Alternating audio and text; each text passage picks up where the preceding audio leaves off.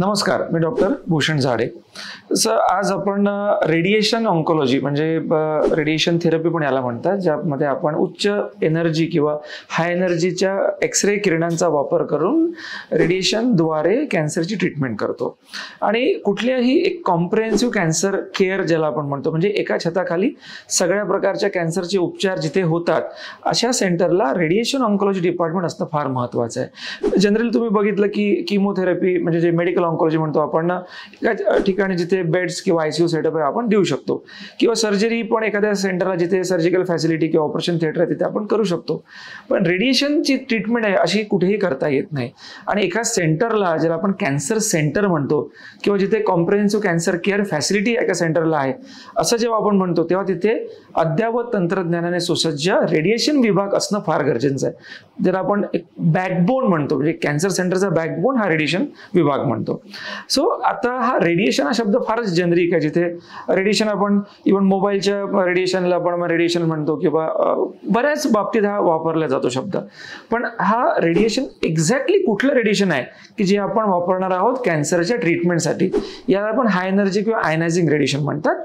आणि या रेडिएशनचा वापर आपण DNA डॅमेज करायला वापरतो कॅन्सरच्या पेशींचा. आणि या कॅन्सरच्या पेशींचा जो DNA डॅमेज झाला तो DNA रेप्लिकेट होऊ शकत नाही, म्हणून ते पेशी वाढू शकत नाही. आणि पेशी जेव्हा वाढायचा प्रयत्न करतात तेव्हा त्याची डेथ होते, त्याला आपण मायटोटिक सेल डेथ म्हणतो. हे रेडिएशन टिपिकली थोडं रेडिएशन आपण दररोज देतो. आठवड्यातून 5 दिवसांचा हा एक कोर्स असतो, जो 6 ते 7 आठवडे किंवा 5 आठवडे चालतो. याला टिपिकल फ्रॅक्शनेटेड किंवा कन्व्हेन्शनल फ्रॅक्शनेटेड रेडिएशन थेरपी असं म्हणतात, ज्यामध्ये आपण सोबत किमोथेरपी पण दर वीकमध्ये एकदा अशा प्रकारे देऊन त्याचा इफेक्ट अजून वाढवू शकतो. ऑफकोर्स ही जनरल इन्फॉर्मेशन झाली. प्रत्येक कॅन्सरच्या हिशोबाने रेडिएशनचे प्रोटोकॉल्स बदलतात. पण एक जनरली आपण विचार करत राहिलो तर भारतामध्ये सगळ्यात कॉमन कॅन्सर कुठला? हेड अँड नेक कॅन्सर, मुखाचा किंवा घशाचा कर्करोग हा भारतामध्ये सगळ्यात जास्त प्रमाणात आढळणारा कर्करोग आहे. त्याची कारणं बरीच असू शकतात. तंबाखूचं सेवन म्हणा किंवा पुअर डेंटल हायजीन म्हणा, बरेच असू शकतात. तो कारणांमध्ये न जाता आपण आज रेडिएशनचा वापर या हेड अँड नेक कॅन्सरमध्ये आपण कशा प्रकारे करू शकतो किंवा त्याचा वापर कसा सुधारित होत गेलेला आहे दिवसेंदिवस अद्ययावत तंत्रज्ञानाने, याबद्दल थोडी चर्चा करू.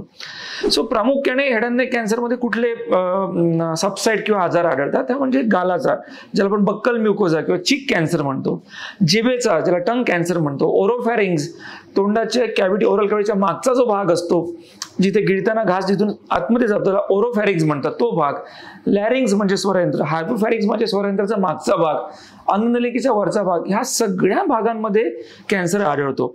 आता काही भाग यातले जे आहेत ते सर्जिकली ॲक्सेसिबल आहे, जसं गालामध्ये इझिली सर्जरी करता येतं, टंग कॅन्सरमध्ये समोरच्या भागाला इझिली सर्जरी करता येतं. या प्रकारे सर्जरी करून तो कॅन्सर काढला जातो आणि त्याचा जो फायनल रिपोर्ट ज्याला आपण हिस्टोपॅथॉलॉजी रिपोर्ट बघतो, त्या रिपोर्टच्या आधारे आपण तो लो रिस्क आहे, इंटरमिजिएट रिस्क आहे की हाय रिस्क आहे असं त्याला स्ट्रॅटिफाय करतो. जर तो अतिशय सुरुवातीचा कॅन्सर असेल, सर्जरी छान प्रकारे झाली असेल, लो रिस्क कॅटेगरी असेल, आपल्याला रेडिएशन किंवा ॲडज्युव्हंट ट्रीटमेंटची गरज नाही. पण तो इंटरमिजिएट असेल, त्यात काही रिस्क फॅक्टर असेल तर त्याला आपल्याला रेडिएशन थेरपीनी ट्रीट करावं लागतं. आणि तो हाय रिस्क असेल किंवा मार्जिन पॉझिटिव्ह म्हणा, नोड पॉझिटिव्ह म्हणा किंवा मल्टिपल नोड्स, पेरिनोडल एक्सटेन्शन असे काही घटक त्यात सापडले, त्याला रेडिएशन सोबत किमोथेरपी पण द्यावी लागते. तेव्हाच तो आजार पूर्णत्वास ट्रीटमेंटला येतो. आणि काही ठिकाणी सर्जरी शक्य नसतं किंवा सर्जरी जर अपफ्रंट केली तर त्याचे मॉर्बिडिटी म्हणजे कॉम्प्लिकेशन्स हे ॲक्सेप्टेबल नसतात. जसं स्वरयंत्राच्या कॅन्सरमध्ये पूर्ण स्वरयंत्र काढावं लागतं. आता स्वरयंत्र जर पूर्ण काढलं तर तुम्ही कायमचे क्रिपल्ड होणार, तुम्ही बोलू शकणार नाही. स्वरयंत्र जर काढलं तर कायमचा श्वास नाकाद्वारे बंद होईल, इथून एक श्वास घ्यावा लागतो, इथे एक यंत्र बसवावं लागतं. ह्या गोष्टी मॉर्बिड आहे, अनएक्सेप्टेबल आहे आजच्या तारखेला. कदाचित 10, 20, 25 वर्ष अगोदर ह्या गोष्टी ॲक्सेप्टेबल होत्या, आज नाही आहे. तर अशा ठिकाणी आपण डायरेक्टली रेडिएशन आणि किमोथेरपी मिक्स करून ऑर्गन आणि फंक्शन प्रिझर्वेशन अशी स्ट्रॅटेजी वापरतो, जिथे सर्जरीला आपण होईल तोपर्यंत टाळतो आणि ऑर्गनला फंक्शनला प्रिझर्व करून कॅन्सरला क्युअर करतो. कॅन्सर आउटकम मध्ये आपण कॉम्प्रोमाइज करत नाही. बऱ्याचदा ही गैरसमज असतो की आपण ऑपरेशन केलं नाही, तो भाग काढला नाही तर आपला कॅन्सर कसा बरा होईल. अतिशय चुकीची समजूत आहे. बऱ्याचशा ट्रायल्स, बऱ्याचशा डेटा यावर अवेलेबल आहे. की काही सबसाइट्समध्ये काही स्टेजिंगमध्ये आपण सर्जरी अवॉइड करून रेडिएशन आणि किमोथेरपी या कॉम्बिनेशनले तितकंच रिझल्ट चांगला देऊ शकतो without affecting function and organ. तर प्रामुख्याने आपण जर म्हटलं तर जीभ आणि गालाच्या कर्करोगामध्ये ऑपरेशन पहिले येतं आणि रेडिएशन नंतर येतं. ओरोफॅरिंग, स्वरयंत्र, हायपोफॅरिंग्स यामध्ये रेडिएशन आणि किमोथेरपी पहिले येतं, ऑपरेशन नंतर येतं जर तो आजार उरला तर, अदरवाईज ऑपरेशनची गरज पण पडत नाही. आता हा जो रेडिएशनचा कोर्स आहे हा टिपिकली 6 ते 7 आठवड्यांचा कोर्स आहे, ज्यामध्ये पेशंट डेली रेडिएशन सेंटरला व्हिजिट करतो आणि ओपीडी बेसिसवर ही ट्रीटमेंट होते. यामध्ये पेशंटचा फिटनेस चांगला असेल, स्टेज त्या हिशोबाची असेल तर आपण कॉन्करंट किमोथेरपी देतो, ज्यामध्ये दर आठवड्याला 1 डोस डे केअरवर दिला जातो सलाईनद्वारे. असं ही स्ट्रॅटेजी जी आहे त्याला आपण कॉन्करंट किमो रेडिएशन म्हणतो आणि मॅक्सिमम बेनिफिट यामध्ये येतो. आता रेडिएशनमध्ये खूप गोष्टी नवीन नवीन आलेल्या आहेत. जुन्या काळामध्ये त्याला आपण 2 डायमेन्शनल किंवा सिंपल 3 डायमेन्शनल रेडिएशन म्हणायचो. डोस तर आपण द्यायचो पण साईड इफेक्ट इतके जास्त व्हायचे की लाळेच्या ग्रंथी सुकून जायच्या, तोंड कोरडं पडायचं, स्वरयंत्रामध्ये सूज व्हायची, स्किन बऱ्यापैकी डार्क व्हायची, हेअर लॉस बऱ्यापैकी लॉंग टर्म राहायचा, स्किन रिएक्शन्स हील व्हायला वेळ लागायचा. ह्या सगळ्या गोष्टी आता चेंज होत आलेल्या आहे. आपण intensity modulated radiotherapy, image guided radiotherapy, rapid arc radiotherapy ह्या सगळ्या मॉडॅलिटीमध्ये काय झालं की स्किनचा डोस बऱ्यापैकी कमी झाला. ज्या भागाला कॅन्सर नाही आहे, फॉर एक्झाम्पल आपण जर स्वरयंत्राचा कॅन्सर ट्रीट करतो तर ओरल कॅव्हिटीची ट्रीट करायची गरज नाही, किंवा जर ओरल कॅव्हिटी ट्रीट करत आहोत तर स्वरयंत्राला डोस द्यायची गरज नाही. हे जे डिफरन्शिएशन्स आहे हे आपण चांगल्या प्रकारे अचीव करू शकत आहोत. त्यामुळे अननेसेसरी साईड इफेक्ट, कारण की डोस अननेसेसरी जायचा दुसऱ्या ऑर्गनला, पॅरोटिड ग्लँड, सबमॅन्डिब्युलर ग्लँड याची जर गरज नाही आहे रेडिएशन देण्याची तर तो डोस आपण कमी ठेवून त्याची साईड इफेक्ट कमी करू शकतो बऱ्या प्रमाणामध्ये. आणि साईड इफेक्ट कमी झाल्यामुळे पेशंटची रिकव्हरी फार लवकर होते. ट्रीटमेंट संपली 2 ते 3 आठवड्यामध्ये पेशंट बऱ्यापैकी रिकव्हर होतो. पहिले त्याला 2-2 महिने लागायचे रिकव्हरीला. रायल्स ट्यूब फिडिंग, नळीतून जेवण देण्याचे प्रकार आता कमी झालेले आहे, कारण की पेशंटचा साईड इफेक्ट कमी आहे, म्युकोसायटिस कमी आहे. पेशंट फिडिंग, ऑफकोर्स फक्त टेक्नॉलॉजी हा एक भाग नसतो, एक काउन्सिलिंग बरोबर, पेशंट केअर, पेशंटला घरी काय काळजी घ्यायची, त्यांनी ती काळजी घेतली की नाही याचा फॉलोअप घ्यायचा, ह्या सगळ्या गोष्टी सोबत येतात. म्हणजे बरेचदा आपण मशीन किंवा तंत्रज्ञानावरच खूप भर देतो. नाही, मशीन तंत्रज्ञान फार आवश्यक आहे, पण त्यासोबत पेशंटचं मोटिवेशन, पेशंटला व्यवस्थित समजून सांगणे की बाबा तुला हा आजार आहे, तुझी ही ट्रीटमेंट होणार आहे, हे संभाव्य साईड इफेक्ट्स आहे, जर तू व्यवस्थित काळजी घेतली साईड इफेक्ट कमी राहतील, तू काळजी नाही घेतली तर हा प्रॉब्लेम वाढेल. पेशंटला मोटिवेशन जर आपण नाही केलं, फक्तच तंत्रज्ञानावर भर दिला ते पण चालणार नाही.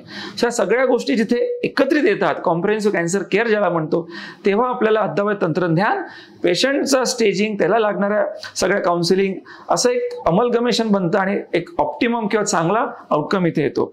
आता इंद्रायणी कॅन्सर हॉस्पिटलमध्ये बऱ्याच वर्षापासून, म्हणजे ऑलमोस्ट आता आम्ही 10,000 पेशंट या रेडिएशन सेंटरला, सगळ्या डिपार्टमेंट म्हणून म्हणत नाही, ओनली एकट्या रेडिएशन डिपार्टमेंटला आम्ही 10,000 पेशंट ट्रीट केले. तो पेशंट नंबर क्रॉस केलेला आहे. आता जवळपास 10,500 पेशंट आमचे ट्रीटमेंट झालेले आहे.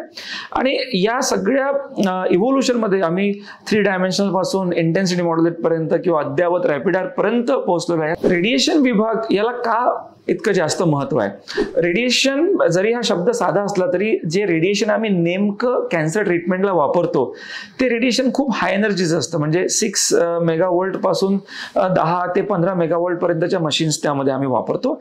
आणि हे रेडिएशन कंटेन करण्यासाठी, म्हणजे हा रेडिएशन मशीन मधून जे निघतं, जे आपण पेशंटच्या ट्रीटमेंटसाठी वापरतो, ते त्या बंकरच्या बाहेर यायला नको, किंवा त्याच्या बाहेर येण्याच्या ज्या गाईडलाईन्स आहेत त्या फॉलो झाल्या पाहिजे. त्यामुळे ते बंकर हे खूप हेवी कॉन्क्रीटनी बनलेलं असतं. त्याचं जे डायमेन्शन्स म्हणा किंवा त्याचा जे अप्रुव्हल्स म्हणा, ERBने दिलेल्या गाईडलाईन्स फॉलो करावं लागतात.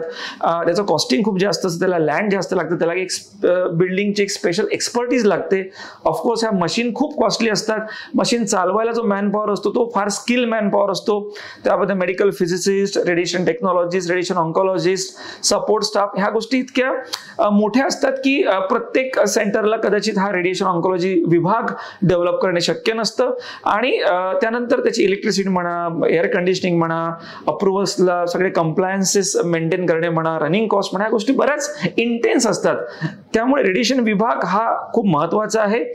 हा थोडासा महाग असतो, पण त्यासाठी लकीली बऱ्याच योजनांचा किंवा डोनेशनचा फायदा होऊन आम्हाला इथे ह्या सगळ्या गोष्टी इथे शक्य झालेल्या आहे. 3 मशीन्स आमच्याकडे फंक्शनल आहेत आणि हा विभागच या एका सेंटरला कॉम्प्रिहेन्सिव्ह कॅन्सर सेंटरचा रूप देतो. कारण की ह्या विभागामध्ये ज्या होणाऱ्या टेक्नॉलॉजी पद्धती आणि त्या कॉम्प्लिमेंट करतात सर्जरीला, त्या कॉम्प्लिमेंट करतात किमोथेरपीला, आणि या सगळ्या ट्रीटमेंट तिन्ही पिलर्सचं मिक्सचर आणि सपोर्टिव्ह केअर हे चौथा पिलर एक कॅन्सर पेशंटला चांगलं जीवन, कॅन्सर मुक्त जीवन आणि चांगलं क्वालिटी ऑफ लाईफ आपण देऊ शकतो.